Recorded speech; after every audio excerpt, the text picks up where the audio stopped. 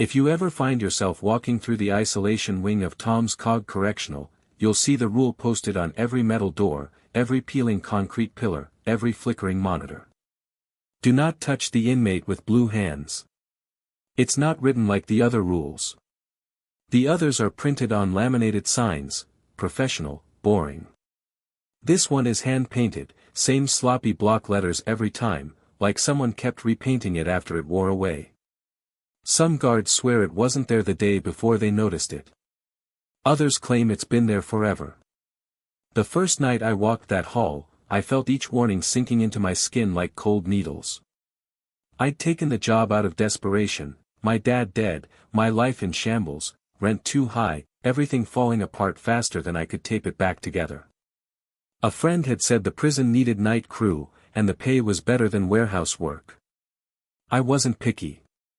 I needed to survive. But no one told me about him. They only said one thing. Listen, kid, whatever you do, don't touch Mary. Mary wasn't his real name.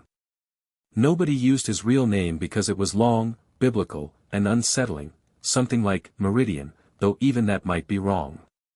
But the nickname stuck. He was in solitary cell 19, the last one at the far end of the hall. The lights inside his cell never worked. He destroyed every bulb the instant maintenance replaced it. So the room stayed pitch black, total, complete darkness. The only part of him we ever saw were his hands, stretching out from the feeding slot when it was time for his tray. Long. Thin. Discolored. And unmistakably, horribly, blue. I don't mean a bruised blue. I mean metallic, cold, almost chemical, like the pigment had seeped into the skin itself. Silver poisoning, someone told me. No, chemical burns. Radioactive exposure. Hatchet Pharma experiment. Everyone had a theory. No one had proof. But they all agreed on one thing. Do not touch him. Most of solitary was quiet that first night. The usual murmurs, a few inmates whispering to themselves, one guy humming hymns under his breath. The halls always echoed strangely, like the building was too big for the number of people in it. But cell 19 felt wrong. The air was colder there. The security camera outside it flickered even though it was brand new. And the small window slit was covered with a sheet, making the cell's darkness look even darker. I approached with a tray, beef stew, bread, a water bottle. The smell of the stew was the only comforting thing in the silence. I rapped my knuckles on the metal door. Cell 19, I said loudly. Hands. Slowly, too slowly, those long blue fingers slid out of the darkness. They always came out in this patient, deliberate way, like he was letting me watch them materialize. I swallowed hard. This was it. My first time feeding the inmate no one wanted to deal with. I unlocked his shackles, keeping my eyes on the hands the entire time. They twitched lightly, like they were eager, hungry, waiting. Trays here, I said. Don't try anything. The hands hesitated. Then a voice came from inside the cell, calm, deep, and disturbingly polite. You're new. I am, I muttered, sliding the tray in. Night shift, he said, as if confirming something he already knew. You drink your coffee black. That made me pause. How do you know that? He didn't answer right away. Instead, the fingers curled around the tray and pulled it into the darkness.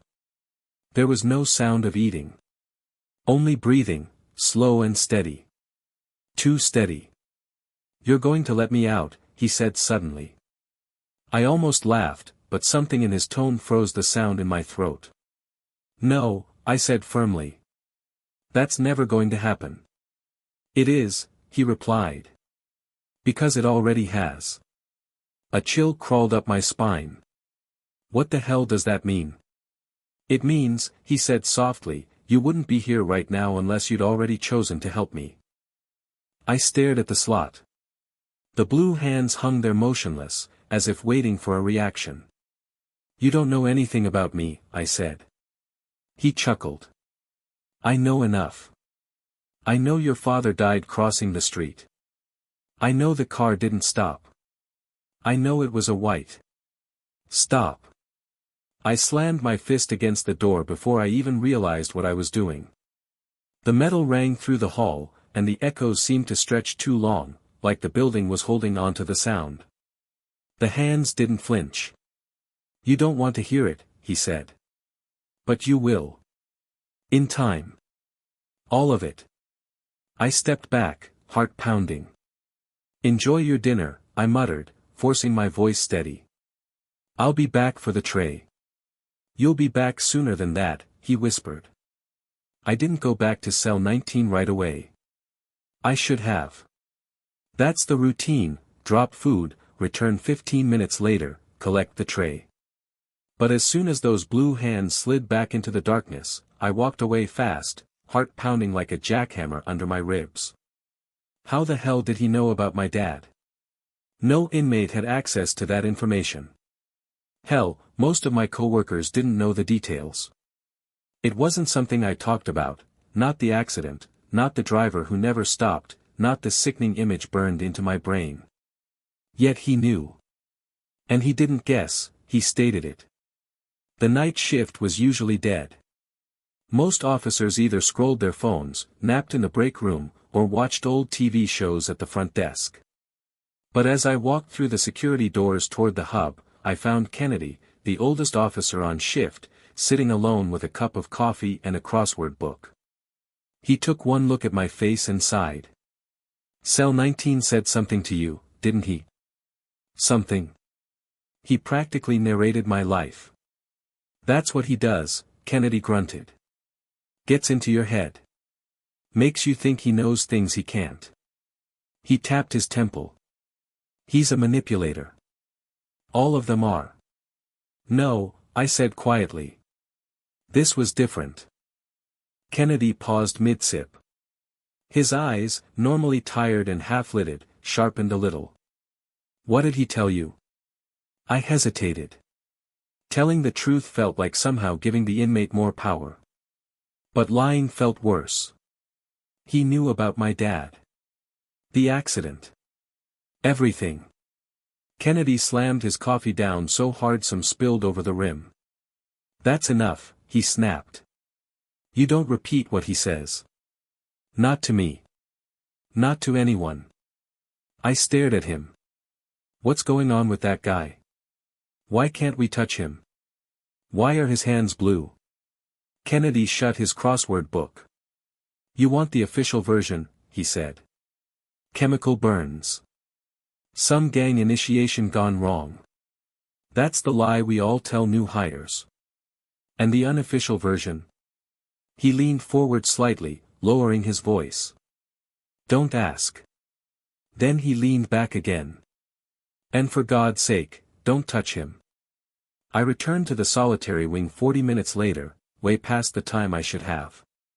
The hall was even quieter than usual. Too quiet. When I reached cell 19, the tray was gone. It wasn't supposed to be gone. The protocol is simple, the inmate eats, then pushes the tray back out so we know they're not choking or dying or planning something stupid. I knocked. Tray. Nothing. Tray, cell 19. Now. Still silence. I crouched and peered through the slot, letting my eyes adjust to the darkness. Two long blue fingers suddenly slid out from inside, tapping the floor inches from my face. I flinched back. Where's the tray? I demanded.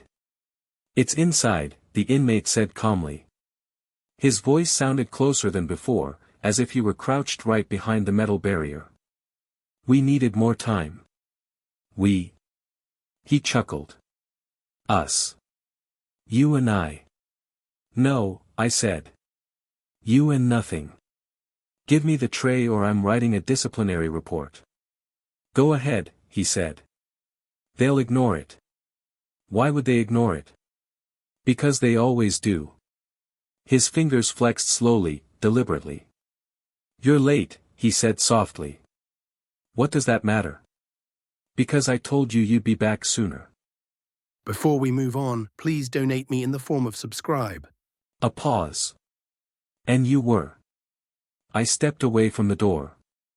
Something about the way he spoke, that strange calmness, made it feel like he wasn't talking to me as a guard. He was talking to me like I was a piece in some long-running pattern he'd already solved. You shouldn't try so hard to fight the future, he murmured. I froze. He'd said something like that earlier. Stop, I snapped. Stop talking like you know me. But I do know you. I know what you dream about. I know what you avoid thinking about. I know the smell of the cafeteria downstairs makes you nauseous because your dad used to warm up frozen dinners that smelled the same. I know. Shut up. I slammed my hand against the metal again. The echo stretched unnaturally down the hallway, longer than it should have. And for the first time, I heard something else. A second voice. Faint. Whisper thin. Breathing from the inside of the cell. But, different. Higher pitched. Wrong. Layered, like multiple people breathing in unison. What is that? I whispered. You heard them, Mary said.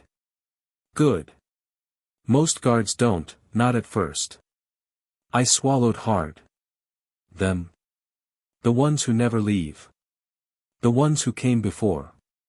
The ones who touched me. I felt my blood run cold. What happens when someone touches you? A long silence. Then he whispered, smiling through the darkness. They join me. Something rattled behind the door, metal on concrete, like multiple hands dragging something heavy across the floor. And then. Tap. Tap. Tap.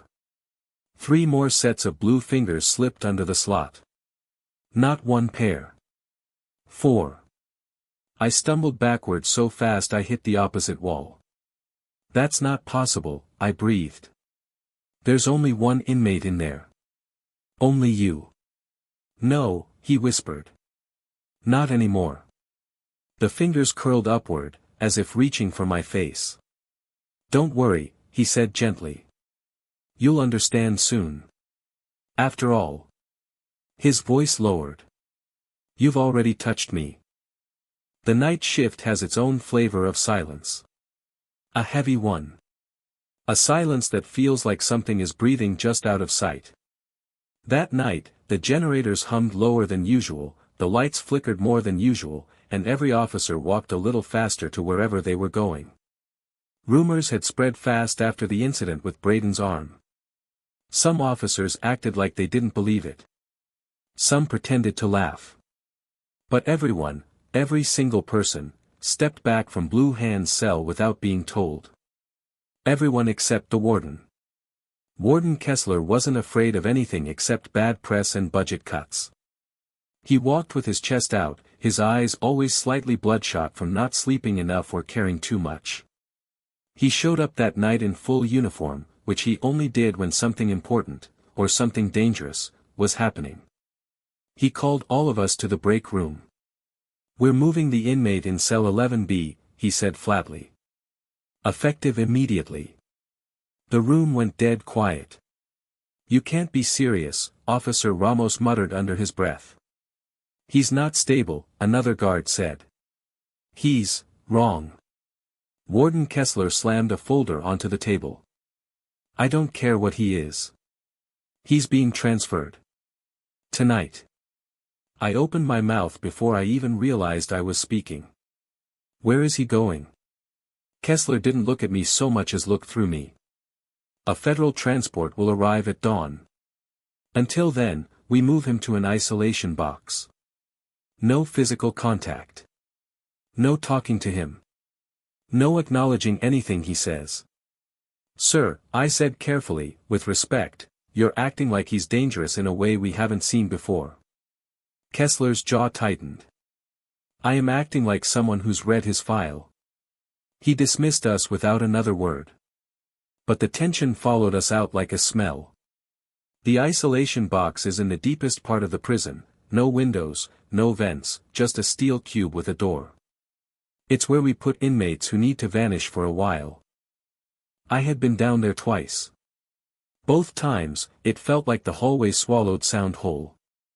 We gathered outside Blue Hand's cell at 1:07 a.m. There were 5 of us, Ramos, Keller, Addison, me, and the warden. Keller carried the restraint kit, modified straps and metal cuffs, though we all quietly doubted whether they would matter. The lights above the cell flickered once, twice, then stabilized. "Open it," the warden ordered. Addison swallowed hard and slid the key in. The lock gave a loud, echoing click. The door groaned as it swung open. The cell was dark. Completely dark. Even the emergency strip light on the floor was dead. My flashlight cut through the black. He was standing in the corner. Not sitting. Not chained. Just standing unnaturally still with his head tilted upward, as if listening to something above the concrete. The blue hands were worse now. The stain had spread past the wrists, crawling up the arms, branching like veins. Glowing faintly. Wet. Pulsing. His eyes opened. Finally, he whispered. "You came." "Don't speak to him," the warden snapped. The inmate smiled. A long, slow, patient smile. "You're late." Ramos shifted uncomfortably. We need you to sit down so we can apply restraints." The inmate didn't move. "You don't need restraints," he said softly. "You need time." His voice was wrong, layered, as if someone else whispered beneath it. The warden stepped forward. "Move him. Now." Keller and I entered first. I felt something cold drape across the air between us. Something like static crawling under my skin. Then the inmate turned his head just enough so I could see his eyes clearly. And they weren't reflecting the flashlight. They were glowing. "Do you know what happens to time in places like this?" he whispered. My throat tightened. "Sit down. You hear echoes," he said. "But some echoes come from the wrong direction." Before I could react, he lifted his wrists. "I will walk," he said. We strapped him as best we could, cuffs around those glowing wrists, chest restraints tight. But he didn't resist. He didn't struggle. He walked perfectly, silently, like he had rehearsed it. As we moved down the hallway toward the isolation box, every light we passed flickered violently. Twice, they went fully out for seconds at a time. I swear, I saw shapes moving in the dark during those outages. Thin shapes. Tall shapes. Shapes with long arms. The inmate stepped lightly, almost gliding. "You aren't ready for what comes next," he murmured. "But that's all right. No one is." Kessler shoved him forward. "Save the cryptic garbage." The inmate didn't look back. "You will regret touching me," he said calmly. "All of you will. But one of you already has." I felt my stomach drop. Because his head turned slightly, just slightly, toward me. We reached the isolation door. Heavy steel. Triple locked. Underground. As the warden unlocked it, the inmate leaned toward me, his glowing hands twitching in the restraints. "You felt it, didn't you?" he whispered. "When I touched your sleeve." My blood ran cold. "I didn't," I began. His smile widened. "Oh, you did." The door swung open. The inmate stepped inside on his own. "Thank you," he said softly. "You've moved the timeline forward." The door slammed. 3 locks clicked. Silence. But as we turned to leave, something scraped from inside the steel box. Not fists. Not nails. Something long. Something dragging. Something with joints in the wrong places. And then. A whisper through the door. "See you soon." For the rest of the night, nobody went near the isolation box. Nobody wanted to. We all heard the same thing, the scraping. It wasn't loud, not like pounding or kicking. It was soft, deliberate, patient. The kind of sound a person makes when they're tracing their fingers across a wall for hours without stopping. Except these fingers were too long.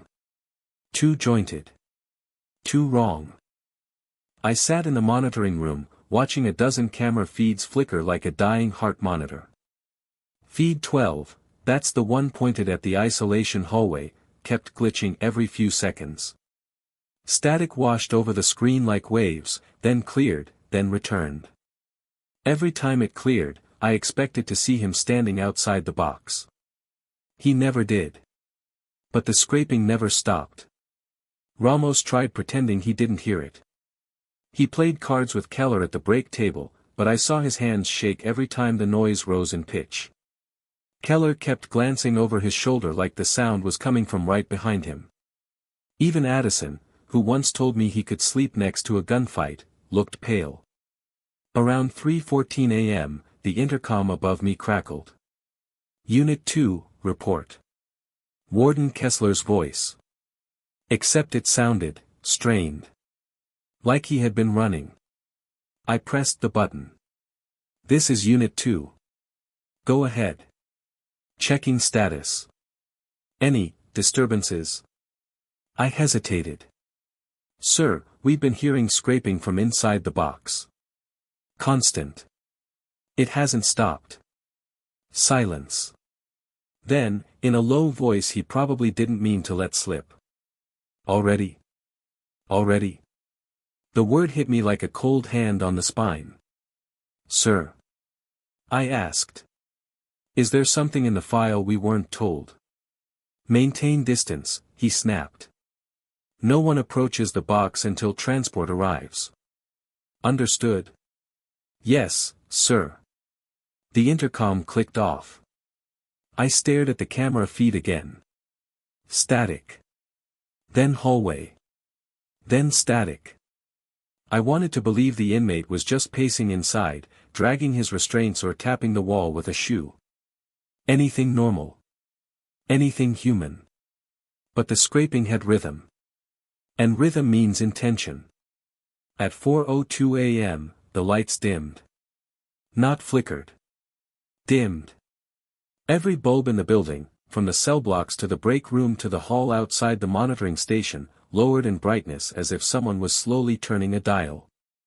Power issue? Keller muttered. Backup kicking in? Addison asked. Before we move on, please donate me in the form of subscribe. But I already knew what they were thinking. It happened earlier. When the inmate walked the hallway. Ramos walked over to me. Check the electrical panel. I swallowed. Why me? Because you're closest. I wasn't, but arguing wouldn't help. The electrical panel was at the end of the monitoring hallway, exactly where the cameras were glitching. Exactly where the isolation box was. I grabbed my flashlight and stepped out. The hallway had that empty hospital feel, sterile but sick. The lights were still dimming, slowly pulsing like a heartbeat. The closer I got to the isolation wing, the heavier the air felt, like I was pushing through humidity. Then I heard it. Not scraping. Whispering. Low. Too low to understand, but not too low to know it was a voice. A voice that wasn't muffled by metal or distance. A voice coming from inside my own skull. You heard the echoes. You just weren't listening. I froze. My flashlight flickered. Something moved at the end of the hall. My breath caught. My fingers tightened around the flashlight. The beam shook as I raised it. Just a shadow. Just a normal shadow, cast by the reinforced isolation door. Except. Shadows don't breathe.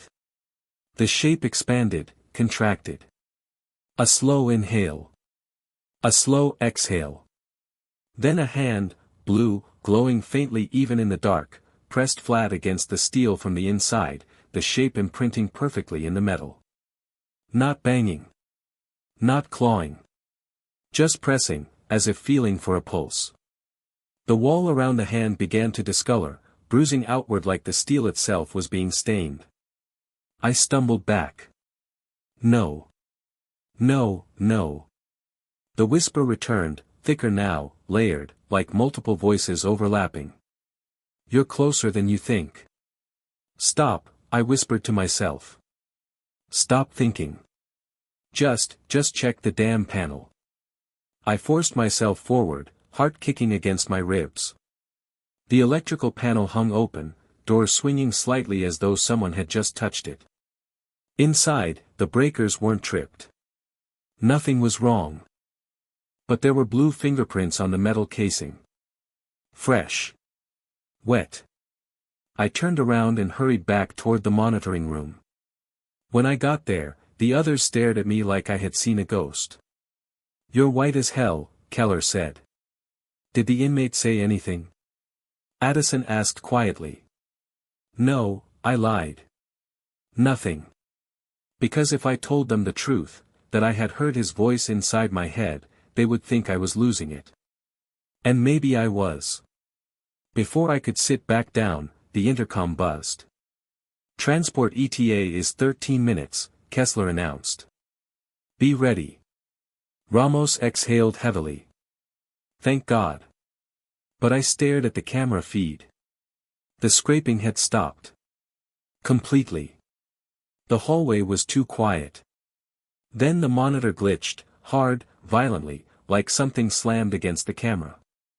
The screen went black for 2 seconds before returning.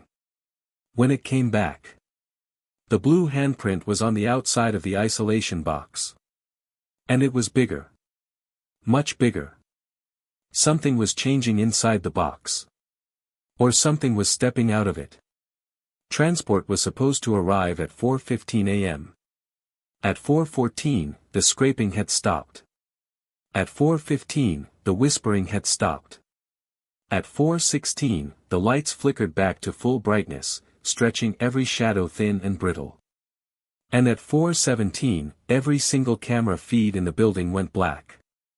All 12 screens. All at once. Just silent darkness staring back at us. No, no, no, this isn't possible, Keller hissed, slapping the side of the monitor. Ramos smacked the keyboard. What the hell is happening? Addison backed away slowly, eyes darting around the room like he expected something to crawl out of the vents. This is him. It has to be him.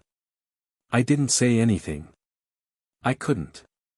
My chest was tight, my throat was tight, and my hands felt like ice. Then, a soft pop from somewhere deep in the walls. Another. Another. Then a flood of static washed across the screens, white noise hissing like steam escaping from a pipe. Shapes flickered in and out, tall silhouettes, limbs too long, necks too thin. Those aren't glitches, I whispered. Those are.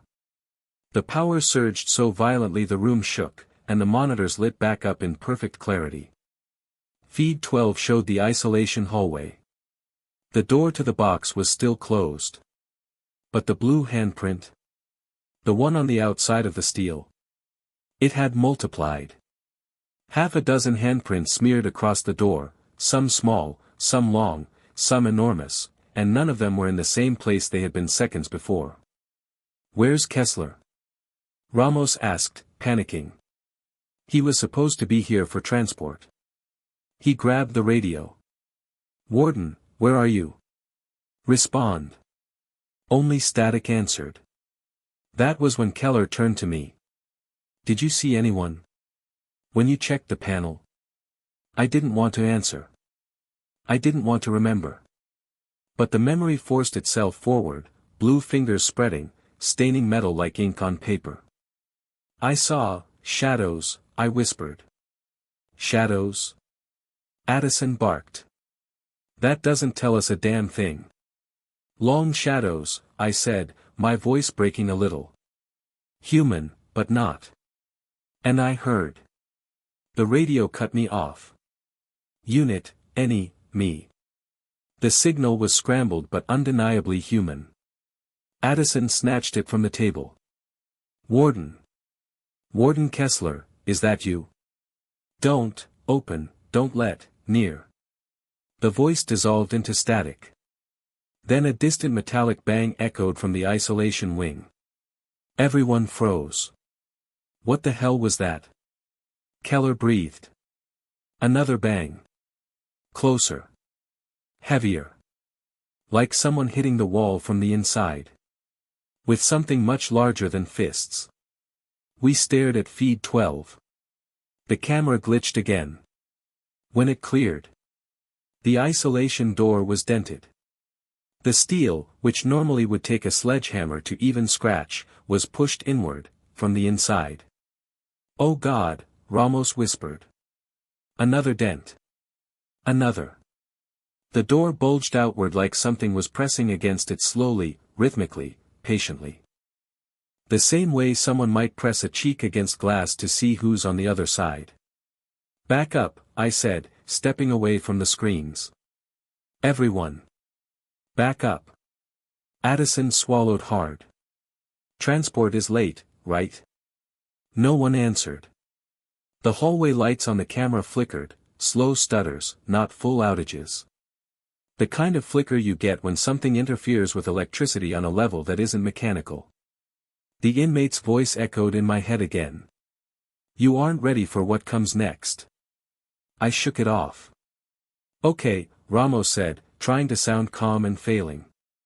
"We need to stick together. We go check the isolation wing." Slowly. Carefully. "I'm not going down there," Keller said immediately. "We have to," Ramos insisted. "No, we don't," Keller snapped. "We wait. For backup. For transport. For someone who's paid enough to die first."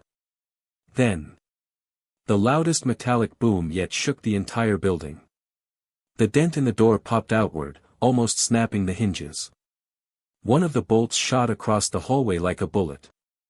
The inmate wasn't just pushing. He was testing. Testing the door. Testing us. Testing how long we would wait.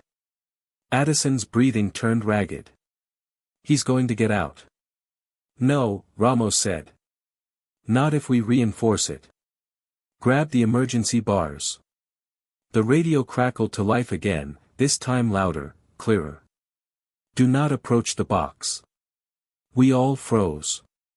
It was Warden Kessler. "Sir." Ramos shouted. "Where are you? Are you all right?" Kessler's voice was frantic, frail, nothing like the man we knew. "He's not inside," he gasped. "Do you hear me? He's not inside." Addison stared at the screen. "But the door. It's a projection." Kessler screamed. "He's manipulating the cameras. He's making you see what he wants you to see." My blood turned to ice. I looked at the feet again. The dents. The handprints. The shadows under the door. What if none of this is real? I whispered. "I'm telling you," the warden wheezed through the radio, "he's not in the box. He's..." His voice cut off with a sharp, wet sound. A choke. A gurgle. A long exhale. Silence. Then someone else, something else, spoke through the radio. "Not the warden. Not human. Closer than you think." The radio went dead. Ramos dropped it like it was burning hot. Keller backed toward the door. "Nope. Nope. I'm done. I'm out." But the door behind him. The secure, locked, reinforced breakroom door. Clicked. Unlocked. Slowly. On its own. Addison whispered, "He's here." And then. The lights went out. I have been in blackouts before, but nothing like this. This wasn't darkness. This was absence. The kind of darkness that swallows sound, breath, heat, everything. I couldn't tell if my eyes were open or closed. Couldn't tell if anyone was still beside me. Couldn't even hear us breathing. It was as if the entire prison had been lifted off the face of the world and dropped into a void. Then. Footsteps. Soft. Slow. Purposeful. Not boots. Not shoes. Bare feet on concrete. I forced myself to speak. "Who's there?" But my voice didn't echo. Didn't even travel. It felt like I spoke into a thick cloth pressed directly against my mouth. No response. Then. A whisper right beside my ear. "You already know." I stumbled backward, hitting a table, making the only sound I'd heard since the blackout began. A hand brushed my shoulder, light, gentle, cold, and I gasped. "Keller." I hissed. "Ramos? Addison?" Nothing. The hand slid down my arm. Slow. Almost curious. My blood froze. It wasn't human. No human hand has joints that move like that. No human hand feels like wet stone wrapped in cold silk. The scraping started again, but now it was inside the room. All around us. On the ceiling. On the floor. On the walls. Like dozens of fingers drawing circles, spirals, lines. Marking something. Mapping something. Then, abruptly, the lights snapped back on. Full brightness. Too bright. It felt like needles stabbing my eyes. Before we move on, please donate me in the form of subscribe. As my vision adjusted, the first thing I saw was Keller collapsing against the far wall, gasping like he'd surfaced from too deep water. Addison was on the floor, crawling backward with wild terror in his eyes. Ramos was standing perfectly still, staring at something behind me. I turned. And there he was. Not the inmate. Not the body we moved. Not the man with glowy blue hands. Something else. Something far taller. Far thinner. Far older. He stood right beside the break-room door, his head nearly touching the ceiling. His long, extended arms hung like vines down his sides. His skin was pale, not white, but colorless, the absence of color. His face was expressionless except for a faint curvature at the mouth, the hint of a smile without emotion behind it. But the hands.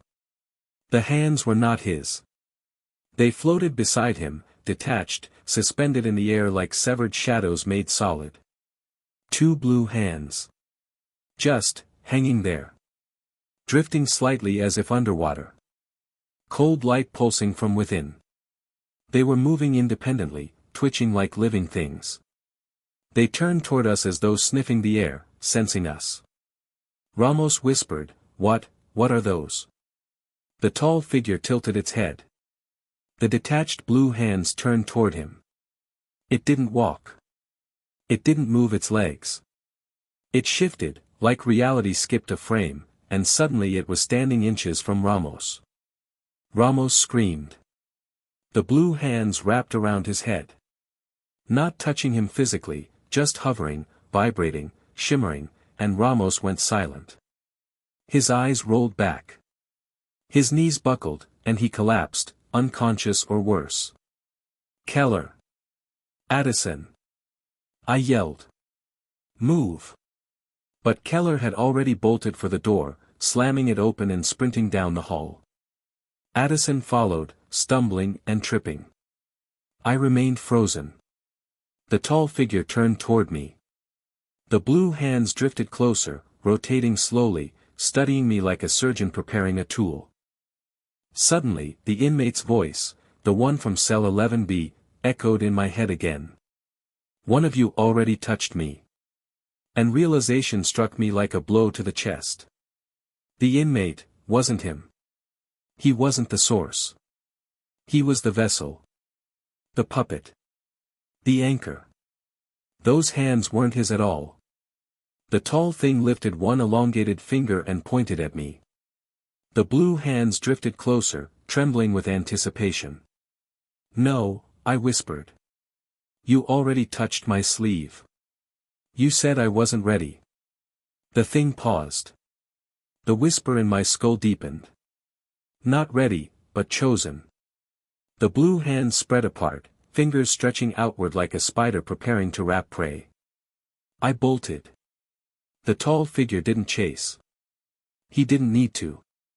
The blue hands followed, drifting silently after me, sliding through the air like predatory clouds. I ran past Keller collapsed in the hallway, his eyes open, pupils blown wide, muttering something about too many doors.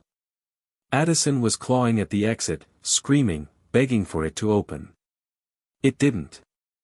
Nothing in the prison worked normally anymore. I kept running.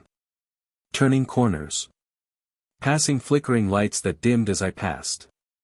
Hearing whispers echoing in my bones, not my ears. The blue hands followed. Slow. Patient. Certain. I reached the only place that might save me, the isolation wing. The box door was still closed. Or so it appeared. But when I touched the handle, the entire door fell inward like it weighed nothing.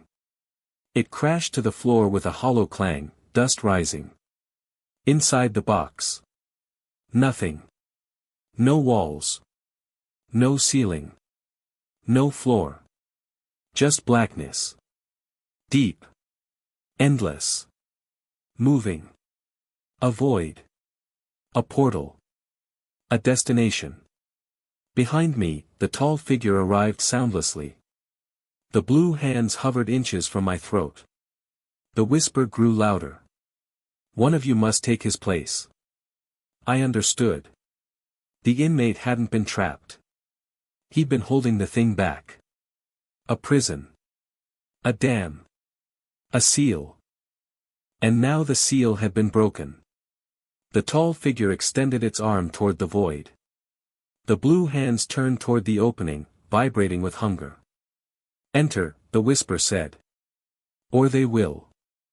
I stared into the black. It stared back. For a moment, I felt weightless. Then. A distant sound. Sirens. Backup. Approaching. The tall figure twitched, as if irritated. The blue hands trembled. Waiting. I made my choice. I stepped aside. The blue hands shot past me, into the void, disappearing instantly. The tall figure watched silently, then faded like smoke in sunlight. The void sealed. The blackness receded. The box was just a box again. The lights flickered back on. The air returned. And the hallway was empty. I was alone. The official report says the inmate escaped. They think I'm traumatized, not credible, too shaken to give a consistent statement. Maybe that's true. But I know what happened. The inmate didn't escape. The hands did.